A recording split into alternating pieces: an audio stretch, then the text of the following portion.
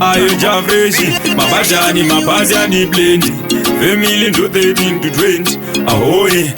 tanga takatipana neboys zangu ndirechi kuudza kuti ndine zvinhu zvangu iwe pazvinhu zvesewe hapana changu basi machete dzaiva shangu zinganyepe harirore ingandonozviziva tiya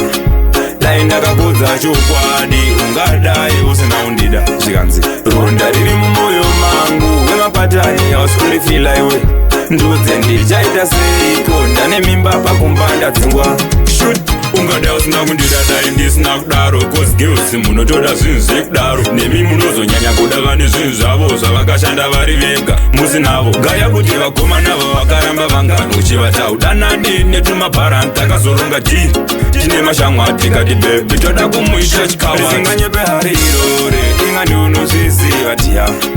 dai ndakakudza chokwadi ungadai usina undida zvikanzi ronda riri mumwoyo mangu wemapatani auskurifila iwe ndudze ndichaita seiko ndane mimba pakumbanda dzingwa shut waiti ukapingwa tagone kunichengeta ndozvaindituma kuti ndiende kundokwereta kungoti ndidewo waisatangika taizokusiya nerodhi uchidarika tanga takatipana neboys rangu kuti rive chekuudza kuti ndine zvinhu zvangu iwe pazvinhu zvesewe hapana changu pasi machete zvaiva shanzinganyepe harirore ingandionozviziva tiya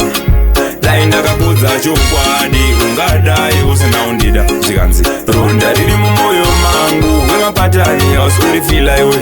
ndudze ndichaita seiko ndane mimba pakumbanda dzingwa shut ungadai usina kundida dai ndisina kudaro cause girls munotoda zvinhu zvekudaro nemi munozonyanya kuda vane zvinhu zvavo zvavakashanda vari vega musinavo gaya kuti vagoma navo vakaramba vangano uchivata udanani netumabharani takazoronga dii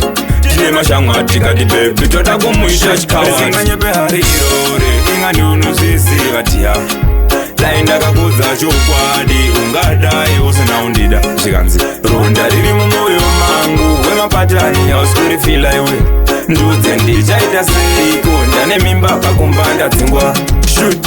waiti ukapingwa tagone kunichengeta ndozvaindituma kuti ndiende kundokwereta kungoti ndidewo waisatangika taizokusiya nerodhi uchidarika tanga takatipana neboys rangu kuti rive chekuudza kuti ndine zvinhu zvangu iwe pazvinhu zvesewe hapana changu pasi machete zvaiva shanzinganyepe harirore ingandionozviziva tiya